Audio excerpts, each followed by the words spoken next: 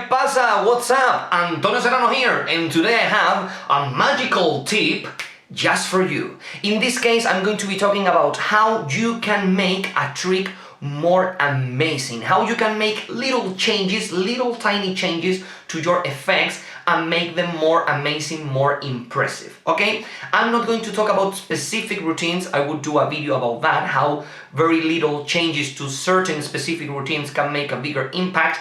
I'm going to talk in general, and all of the ideas that I'm about to give you are basically the same, and they are creating a surprise. I'm going to give you different examples so you can think which one of those, or maybe some of them together, can add up to a routine that you are working on. But the biggest idea that I can give you is to make a routine more impressive, you have to add more surprising elements. There has to be some kind of surprise. So without further ado, let's take a look at these tips. Woo! Okay, I think that this first tip is quite self-explanatory, but I'm going to give you a few examples with tricks that I've done as good examples and bad examples. And it is, make them think that the trick is over. As simple as that. They shouldn't be expecting the kicker ending. If the audience is like, okay, now the good part is coming, now the good part is coming. If they are like that, okay, they are going to be amazed. If the trick is amazing, if you produce like a baby elephant from a silk, they're going to be, oh my god, a baby elephant.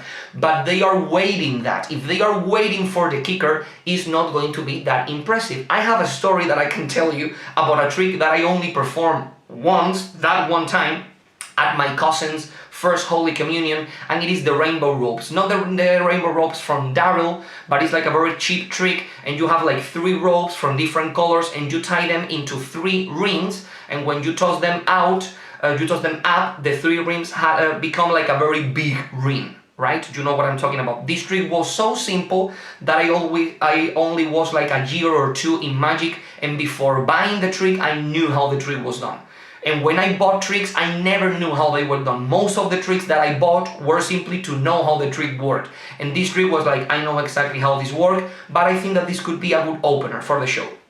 I performed this trick in my cousin's first Holy Communion, and my father said to me, my biggest critic, a person that helps me a lot to become better, my father said to me, Antonio, did you notice what happened with the ropes, from the different color ropes? And I was like, what happened? And he was, when you throw out the ropes and you had the big ring, people was like, oh great, but they had like the feeling of the trick is not over. They had that kind of emotion of, there is something that must happen. There is something else. The trick cannot end here, right? And I took the ropes, I put them in the case, and I continued with the show. And my father was right. I didn't feel it because I knew that the trick ended there. But you must listen to your audience. As Mike Caveney says, listen to your audience. They are never going to lie to you. So you shouldn't be deaf on stage like, oh, I know the trick ends here. You don't understand it. The trick ended months ago. No, sometimes the audience said to you, you need something else. You need something more. Maybe you don't need like a magical moment. You need like a gag or a closing line. But this trick lacked an ending, a more impactful ending. So we should be looking to the opposite thing. We don't want people expecting more. We want people saying like, oh my god, that was great. Have you seen that? Oh my god, that was great. And suddenly you go, but wait, boom. And they go, no, my god, something else? That's something else. Oh my god, that's great. So that's what you should try and do. You should go climax after climax after climax. Not a lot. Maybe you can have only 2. You have one climax and then you have another. But the thing is to make people feel that the first one is enough.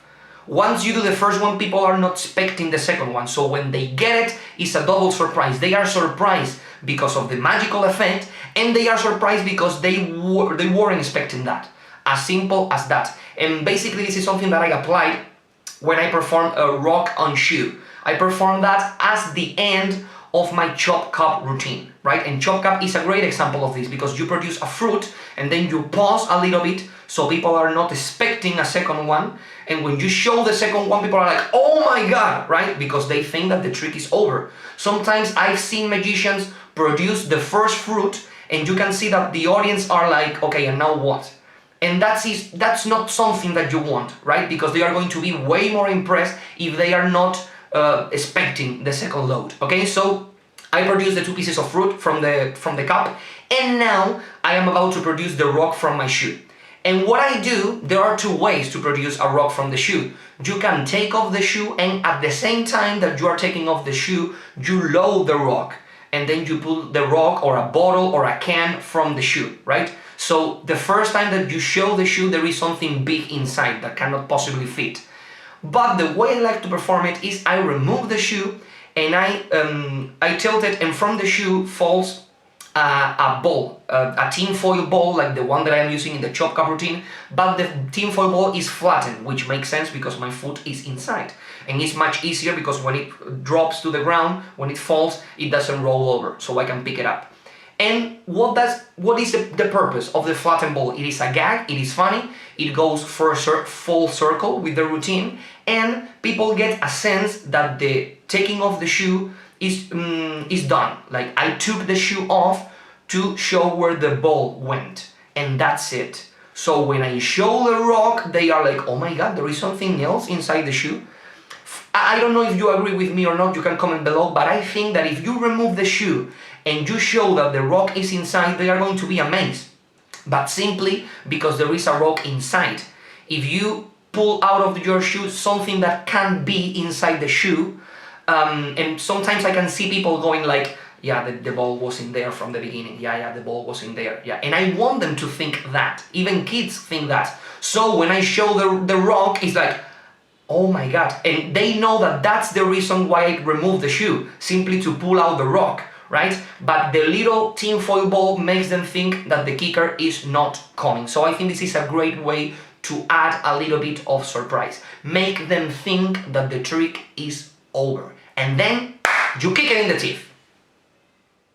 Okay, this next tip is quite interesting, and it is separate the effect from the method.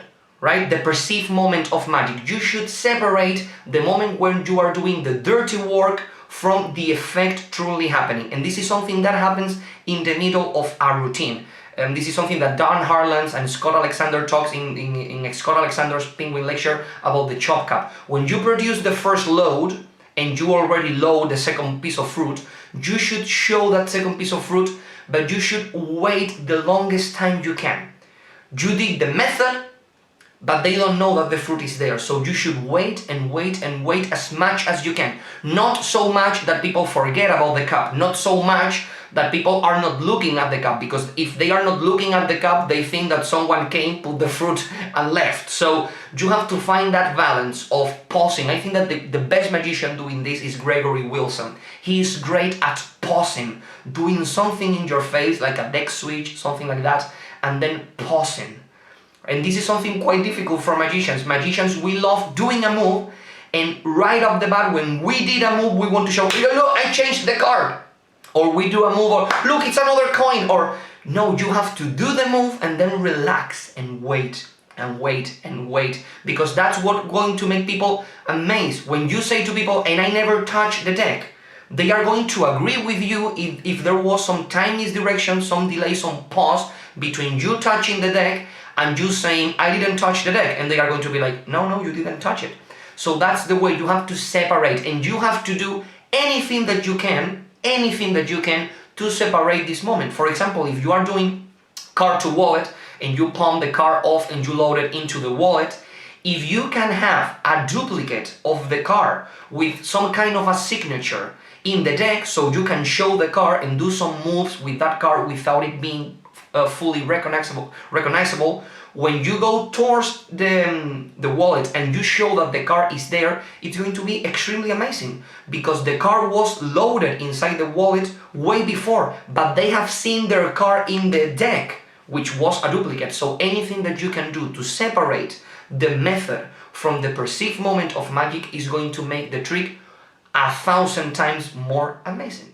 Okay, this next tip, I love it, and it is based on a comedy rule, which is the rule of 3. They say that if you tell a joke, you set up a premise, and then you take like a joke, a punchline, in 3 levels, like 1, 2, 3, people are going to laugh a lot, basically because they are not expecting another one, and another one, and another one. Comedians also name these toppers, like a topper, and you add another thing on top of that. So it's a great rule, and you should apply it to magic. If you perform like a prediction trick or anything like that, for example, a great example is Overkill by Paul Harris. If you show that you knew the card that this person was going to choose, and you go 1 and 2 and 3 and 4, and you show all of these levels, for them is like more impressive and more impressive. But my approach to the rule of 3 is knowing exactly how to balance it.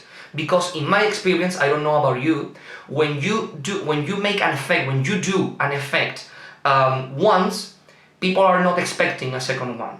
When you do like a killer trick, like a topper in this case, magically speaking, for a second time, they are waiting a third one, right? And if you give them a third one in that very specific moment, they are waiting for that. In other words, when I perform my chop cup routine for kids, I only have 2 loads in the Pringles can. I don't do the rock from the shoe. And I remember precisely a lot of the times I produce the first load is a very, very big tin foil ball. And then I produce a tennis ball from the can. And when I produce the big tin foil ball, no kid says a thing. Like, oh my god, where this big ball came? And then I produce the tennis ball. And I can see a lot of kids going like, now there is coming another ball. Now he's going to produce another ball. Now there is another ball coming. And there is no other ball coming. But the thing is, if there was another ball coming, they are not going to be that surprised, because they are expecting that. So the problem with the rule of 3 is that when you do something once, they are okay, and when you do it twice, they are waiting for the third one, because yeah, this is like a series, like 1, 2, now the third time. So my approach is that you do something once, twice, as close as possible, with a little bit of a pause, and then the third one must have some kind of time misdirection. So people think that they are not getting more of it. They had 2, and that's it. So when the third one comes, we are still in this routine, we are still in this theme, in this place, but they are not waiting for that. And as I talked before, a great example is my chop cup routine. First fruit, second fruit, now I remove my shoe, I produce the flattened ball, and people go like, oh my god, this ball has been in there for the whole time. So the expectation drops. And when I show the rock, which is the biggest load of all of my show, like this is the biggest prop that I'm carrying around, they are like, oh my god, that's great. So you have bang, bang, oh no, he's had that in the shoe for the, oh my god. And that's exactly how I understand the rule of 3, magically speaking. Comedy speaking is another thing, another completely different game, but magically speaking is the way I see it. The same thing with my silk routine. In my silk routine, first I vanish a silk, then the silk appears in my mouth, and then from those silks, I produce a silk fountain, right? When the silk vanishes, it's quite powerful because it is like a very, very clean vanish, the only vanish that I do completely clean for the whole routine. Then I produce the silk from my mouth, which is quite fast, like the silk is not here, where is the silk? Oh my god, it is here, which is a routine that is based 99% in Scott Alexander's silk routine. And then I do like kind of a pause, and I start talking to children. And the routine is about stains. You can take a look at that at a magical performance. About stains. I stain myself with ketchup, and you know, I stain myself with cotton candy, oh my god, and I stain myself with barbecue sauce, oh my god, and then I produce the silk fountain. And there is like a little bit of a delay, because if you go silk vanish, silk from mouth, silk fountain, they have so much to process that they are not going to react that much, okay? So that's my way of understanding the rule of 3, and I would love to know your opinion about it. And let's take a look at the next tip.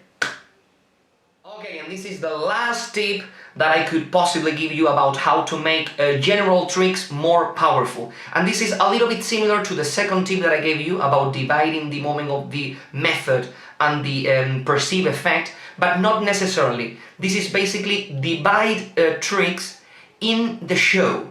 Like, I'm not talking about dividing the method from the perceived moment of magic, I am talking about dividing tricks. For example, something that I do a lot is forcing a card in the first half of the show, and then the last thing that I do on stage is revealing that card. It is amazing how much this makes a difference. Something that I did in the very first shows that I start performing when I only have like 10 minutes, 15 minutes of material, was do a joke at the beginning of the show with an electric deck, right? An electric deck.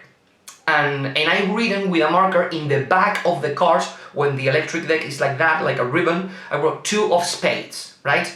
and I forced a 2 of spades. At the end of the show, I tried to guess the card, I couldn't guess the card, and when I turned around the ribbon that I left on one of my cases, falling over from the mouth of the case, like that, from one of the sides, I said, is your card here? No, your card is not here. Oh, it is on the back, and I go like this, and people can see 2 of spades. It was good, but the thing completely changed, when I did the gag of the electrical deck at the beginning of the show, and right in that moment I took a normal deck, I gave the deck someone to shuffle, and then I forced the two of spades, and I leave that card, the 2 of spades, with the spectator for the whole show. And then at the end of the show, I made like a false ending, like, oh my god, thank you very much, I have to go, thank you. And I was like, oh no, your card, oh my god, your card. Is one of these? No, well, your card is the 2 of spades. Oh my god, thank god I wrote it here. 2 of spades, thank you very much, good night. And I went out. So I discovered at that point that forcing the card at the beginning of the show and then revealing at the end, for some reason, for spectators, for laymen, is way more impressive. I don't know why. Maybe because they think like there is like a very complex structure, maybe because they think that it is easier to guess a card that you just selected than giving some time in the middle. It's the same, but truly you have to try it. And this is something that you can do with a car, this is something that you can do with anything, with a billet. If you do some kind of a pick, instead of doing the pick right after where you need it, do the pick at the beginning of the show, any kind of force, with a force bag, anything like that.